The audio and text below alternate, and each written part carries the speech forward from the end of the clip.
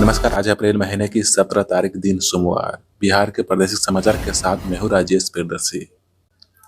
बिहार में लू से अभी राहत नहीं मिलने जा रहा है। रविवार को गर्मी का पिछला रिकॉर्ड टूट गया है। पिछले 24 घंटे में डेहरी सबसे गर्म स्थान रहा, जबकि पटना का तापमान भी सामान्य से 4 डिग्री सेल्सियस 42.2 डिग्री सेल्सियस दर्ज हुआ। पटना का न्यूनतम तापमान भी 25.2 डिग्री के साथ सामान्य से ऊपर रहा। मौसम विभाग ने जारी सूचना के अनुसार बिहार में आज से अगले 5 दिनों तक गर्मी से राहत नहीं मिलने वाली है। मौसम विज्ञान पटना केंद्र के अनुसार 17 अप्रैल से लेकर 20 अप्रैल तक अलर्ट जारी किया गया है, जिसमें बिहार के कई जिलों में भीषण गर्मी के साथ लू चलने की आशंका है। मौसम विभाग ने आज पटना और सुपौल जिले के एक दो स्थानों पर भीषण गर्मी के साथ लू चलने और उष्ण गर्मी की चेतावनी दी गई है। तो 17 अप्रैल को बिहार के उत्तर पूर्व भाग के सुपौल, अररिया, किशनगंज, मधेपुरा, सहरसा, पूर्णिया और कटिहार जिले के और दक्षिण बिहार के कई जिलों में भीषण गर्मी के साथ उष्ण लहर और एक दो स्थानों पर लू चलने की चेतावनी जारी की गई है। मौसम विभाग ने लू से बचाव के लिए सावधानी बरतने का निर्देश भी जारी किया गया है।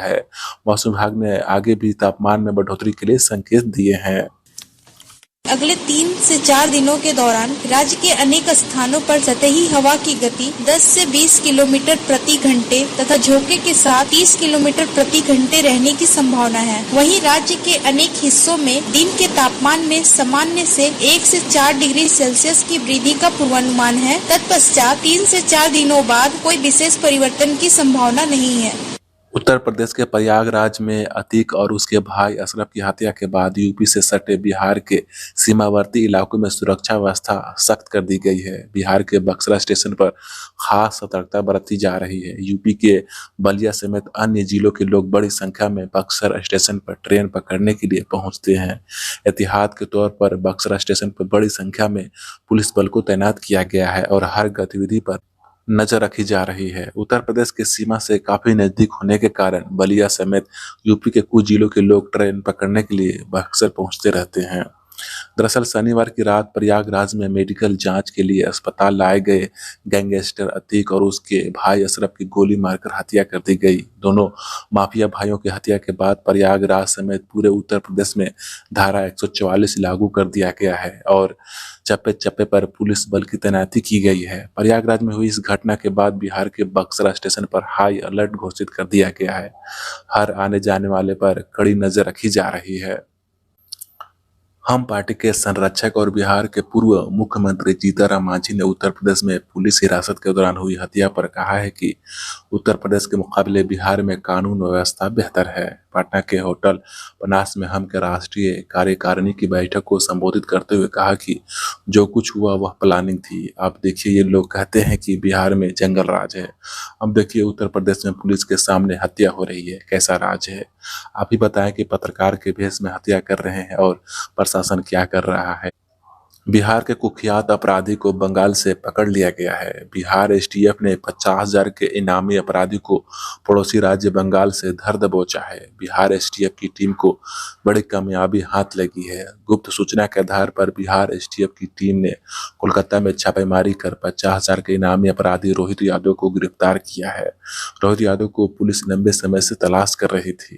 दरअसल बिहार एसटीएफ को सूचना मिली थी कि मधुबनी का कुख्यात बदमाश रोहित यादव कोलकाता में छिपा हुआ है। प्राप्त सूचना के बाद एसटीएफ की स्पेशल टीम का गठन किया गया और टीम ने कोलकाता में छापेमारी कर कुख्यात रोहित यादव को गिरफ्तार कर लिया। इसके पास से एसटीएफ की टीम ने 10 लाख रुपए भी बरामद किए हैं। रोहित यादव लंबे समय से पुलिस को चकमा दे रहा था।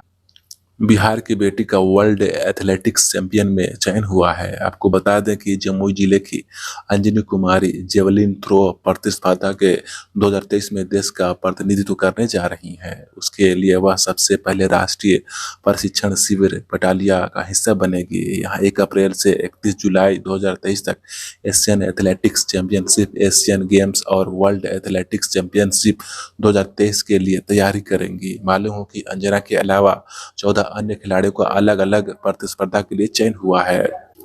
बिहार राज्य खेल प्राधिकरण के महानिदेशक रविंद्र शंकरन ने इस संदर्भ में जानकारी देते हुए कहा है कि अंजनी कुमारी बिहार की एक प्रतिभावान खिलाड़ी हैं और भविष्य में इस खिलाड़ी से बिहार को बहुत उम्मीद है। अभी हाल ही में बेंगलुरु में संपन्न हुए इंडियन ग्रांड प्रिक्स सीनियर वर्ग श्रेणी में अंजनी कुमारी ने स्वर्ण पदक जीतकर बिहार का मान बढ़ाया है। बता दें कि बिहार राज्य खेल प्राधिकरण और राज्य सरकार की ओर से हमेशा इन्हें प्रोत्साहित किया जाता है, इन्हें प्रशिक्षित भी किया जाता है।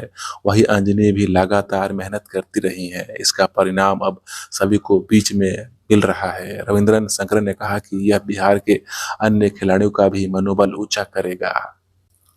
पूर्वी चंपारण जिले में संदिग्ध स्थिति में मौतों का सिलसिला जारी है। रविवार को और 10 लोगों की मौत हो गई। इस तरह पिछले 4 दिनों में मरने वालों की संख्या 31 हो गई है। रविवार को हुई मौतों में तुकरौलिया के 4, हरसिद्धि के 4 व सुगौली के 2 व्यक्ति शामिल है। वहीं अभी तक जिले में अब तक हुई मौतों में तुरकौलिया के 14, सुगौली के 7, हरसिद्धि के 6 और पहाड़पुर के 4 लोग शामिल हैं। मरने वालों में अधिकतर युवा हैं। परिजनों का कहना है कि शराब पीने के बाद लोगों की तबीयत बिगड़ी है और उनमें से कई लोगों की मौत हो गई है। वहीं सदर अस्पताल में रविवार को 12 लोगों को भर्ती कराया गया है। इनमें से 2 को मुजफ्फरपुर रेफर कर दिया गया है। अभी सदर अस्पताल में 15 लोगों की भर्ती हुई है। सभी मरीजों ने धुंधला दिखना, सिर में चक्कर आना और पेट में दर्द की शिकायत की है। डॉक्टरों की टीम लगातार उनकी निगरानी कर रही है। एसपी कांतेश कुमार मिश्रा ने लापरवाही के आरोप में anti liquor task force ALTF के 2 जमादार व 9 चौकीदारों को निलंबित कर दिया है। तुरकौलिया, पहाड़पुर, हरसिद्धि, सुगौली व रघुनाथपुर थाने के SHO को शोकॉज किया गया है। गांव के लोगों ने पुलिस को जानकारी दी है कि शराब के पीने वाले लोगों की मौत हुई है। दरभंगा में एम्स के लिए शोभन चौक बाईपास के निकट आवंटित 150 एकड़ जमीन में मिट्टी भराई और चारदीवारी का निर्माण कर उसे पूरी तरह से विकसित करने के लिए बिहार सरकार की ओर से निविदा आमंत्रित कर दी गई है। यह निविदा अलग अलग 11 भागों में है। ऐसे में 150 एकड़ जमीन की भराई के लिए अलग अलग 11 निविदा निकाले गए हैं। जमीन भराई के साथ ही निर्माण कार्य का प्रारंभ होगा। जमीन भराई में राज्य सरकार करीब 300 करोड़ रुपये खर्च करेगी। 4 वर्ष में निर्माण पूरा करने का लक्ष्य है। दरभंगा एम्स में MBBS की 100 सीटों पर, BCC की नर्सिंग की 60 सीटों पर नामांकन के साथ ही यहाँ MD, MCH जैसे सुपर स्पेशलिस्ट अस्पताल भी होंगे। दरभंगा एम्स के लिए मिट्टी भराई का टेंडर निकालने जाने की जानकारी देते हुए जल संसाधन मंत्री संजय झा ने कहा कि अगले 6 माह में दरभंगा में एम्स के लिए आवंटित जमीन पर मिट्टी भराई का काम पूरा कर लिया जाएगा। इसके बाद यहां भवन निर्माण का कार्य भी शुरू होगा। उन्होंने कहा कि चारदीवारी का निर्माण भी समय से पूरा किया जाएगा। उत्तर प्रदेश के प्रयागराज में अतीक अहमद और उसके भाई अशरफ अहमद की हत्या के बाद बिहार की राजनीति गर्मा गई है। राष्ट्रीय जनता दल के उत्तर प्रदेश सरकार पर हमला बोला है। पार्टी के वरिष्ठ नेता व राष्ट्रीय उपाध्यक्ष शिवानंद तिवारी ने कहा कि उत्तर प्रदेश में कानून का राज्य नहीं है। नीतीश कुमार, तेजस्वी यादव के बाद अब जीतनराम मांझी की पार्टी हिंदुस्तान अवाम मोर्चा हमने दावत इफ्तार आयोजन किया। जीतनराम मांझी के आवास पर आयोजित इफ्तार पार्टी में मुख्यमंत्री नीतीश कुमार समेत महागठबंधन के कई नेता शामिल हुए हैं। वहीं सैकड़ों रोजगार भी इफ्तार के लिए मांझी के आवास पर पहुंचे। इस मौके पर जीतनराम मांझी ने कहा कि यह कोई फैसले की घड़ी नहीं है। हम मुख्यमंत्री नीतीश कुमार के साथ चट्टान की तरह खड़े हैं। जब तक नीतीश कुमार महागठबंधन के साथ है, हम भी महागठबंधन के साथ रहेंगे। मुख्यमंत्री अगर महागठबंधन का साथ छोड़ते हैं तो हम भी मुख्यमंत्री के साथ ही हम भी ये साथ छोड़ देंगे। गोपालगंज के थावे महोत्सव में मशहूर भोजपुरी गायिका प्रियंका सिंह के साथ बदसलूकी की गई है। गायिका मंच पर परफॉर्म कर रही थी। उन्हें पहले गाने के लिए बीच में ही रोक दिया गया। फिर प्रशासन के आदमी आए और हाथ से माइक छीन लिया। भरे महोत्सव में मंच पर अपने साथ हुई बदसलूकी से आहत महिला गायिका वहीं फूट फूट कर रोने लगी। इसके साथ ही लोगों में आक्रोश हो गया। मधुबनी के पूर्व सांसद और पूर्व केंद्रीय मंत्री शकील अहमद ने चुनावी राजनीति से संन्यास लेने की घोषणा की है।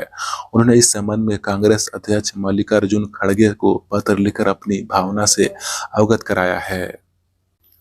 18 अप्रैल को नीतीश कुमार की अध्यक्षता में बिहार कैबिनेट की बैठक होगी, जिसमें कई महत्वपूर्ण प्रस्ताव पर मुहर लग सकती है। गोपालगंज में नाव हादसे की खबर सामने आई है। जहां नाव पर सवार 7 लोग डूब गए हैं। 5 लोग तैरकर किसी तरह से बाहर निकले और अपनी जान बचा पाए। वहीं 2 लोग लापता भी बताए जा रहे हैं। बिहार के मुख्यमंत्री नीतीश कुमार के आह्वान पर आज पूरे बिहार में जातिगत जनगणना की शुरुआत की गई।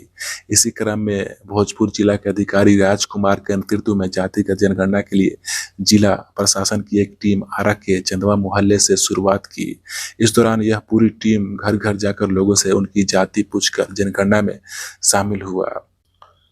हज कमेटी ऑफ इंडिया की ओर से हज 2023 की यात्रा पर जाने वाले जायरीनों के लिए दूसरी किस्त जमा करने की तिथि की घोषणा कर दी गई है। हज के आवेदकों को दूसरी किस्त की राशि 17 से 24 अप्रैल तक जमा करनी होगी। दूसरी किस्त के रूप में जायरीनों को 1,70,000 रुपये जमा करना होगा। इससे पहले पहली किस्त के रूप में 81,800 रुपये जमा कर लिए गए थे। मधेपुरा के गौलपाड़ा थाना के महज 500 मीटर की दूरी पर गौलपाड़ा पेट्रोल पंप व शाहपुर नहर के बीच अपराधियों ने गोली मारकर शिक्षक शिव सक्सेना की हत्या कर दी। बांका के रजौन के गोपालपुर गांव में विशुआ पर्व में भरहोरी पूजा का आयोजन किया जा रहा था। अचानक रविवार को मेले में आग लगने की घटना घटी और इसमें 1 दर्जन से अधिक लोग की आग चपेट में आ गए। आग में झुलसने वाले लोगों को अस्पताल ले जाया गया है। भागलपुर से सभी जख्मियों का इलाज चल रहा है। बांका सदर अस्पताल क्षेत्र के अंतर्गत गुलाहो गांव में शनिवार को आग लगने से 4 घर जल गए। बताया जा रहा है कि उस गांव के निवासी रामशरण सिंह के घर में पहले आग लगी और देखते ही देखते बगल के प्रेम शंकर सिंह, मटनू यादव, सियाराम यादव के भी घर जलने लगी। इस घटना को देखकर काफी संख्या में ग्रामीण जमा हुए और आग को काबू करने के लेकर काफी मशक्कत किया। श्रोताओं, इसी के साथ न्यूज बुलेटिन का यह अंक समाप्त होता है। नमस्कार।